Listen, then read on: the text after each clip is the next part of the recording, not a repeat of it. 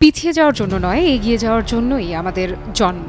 এভাবেই তেহরানের এক আয়োজনে নিজেদের অস্তিত্বের দর্শন তুলে ধরলেন ইসলামী বিপ্লবী গার্ড ক্রপস বা আইআরজিসির কমান্ডার মেজর জেনারেল হোসেন সালামি। এই কথাগুলো শুধু বক্তব্য নয়, বরং যেন যুদ্ধ ঘোষণা, একটি বার্তা। বিশ্ব শক্তির মুখোমুখি হয়েও এই বাহিনী কখনো থেমে থাকে না, তাদের লক্ষ্য কেবল এগিয়ে যাওয়া। জেনারেল সালামি বলেন, আইআরজিসি হার মানতে জানে না, শত্রুরা মুখোমুখি হলে আমরা এক পাও পিছিয়ে যাই না।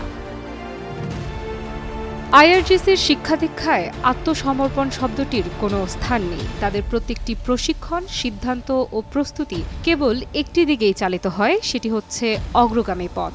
জেনারেল বলেন, তারা সব সময় প্রশিক্ষণ পদ্ধতি হালনাগাদ করছেন, নতুন বিজ্ঞান ও প্রযুক্তিকে কাজে লাগাচ্ছেন, কারণ তারা বিশ্বাস করে একটি সক্রিয় বাহিনীই পারে শক্তিশালী শত্রুকেও ধরাশায়ী করতে।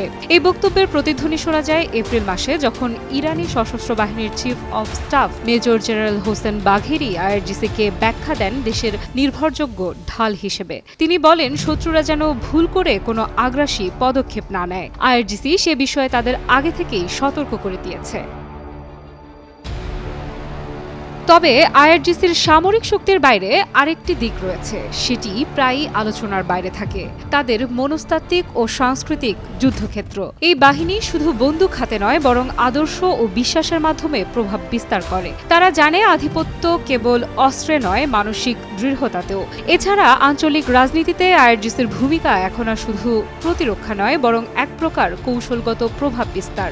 লেবানন, সিরিয়া, ইরাক কিংবা ইয়েমেনে এই বাহিনীর প্রত্যক্ষ বা পরোক্ষ উপস্থিতি মধ্যপ্রাচ্যের ক্ষমতার ভারসাম্য বদলে দিয়েছে। তাদের ফরওয়ার্ড ডিফেন্স নীতি আজ ইরানকে সীমান্তের বাইরে থেকেও সুরক্ষিত রাখছে। তবে প্রশ্ন থেকেই যায়, এই অগ্রযাত্রা কতদূর যাবে? বিশ্ব নেতারা যখন তাদের কার্যক্রমে উদ্বিগ্ন, তখন আইআরজিসির এই ঘোষণা আমরা শুধুই এগোতে জানি একটি নতুন বার্তা।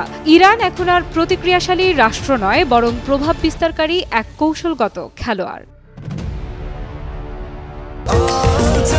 স্বাস্থ্যকর অল টাইম হানিকম, সব সময় অল টাইম হেলদি লাইফ।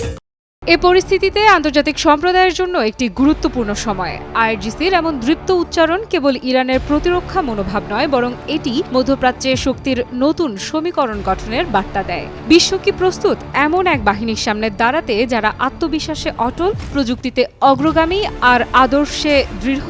নাকি এই বার্তা এক নতুন দ্বন্দ্বের প্রেক্ষাপট তৈরি করছে, যেখানে ভুল সিদ্ধান্তের খেসারত হতে পারে ভয়াবহ? আফ্রিদা ইফরাত, News 24।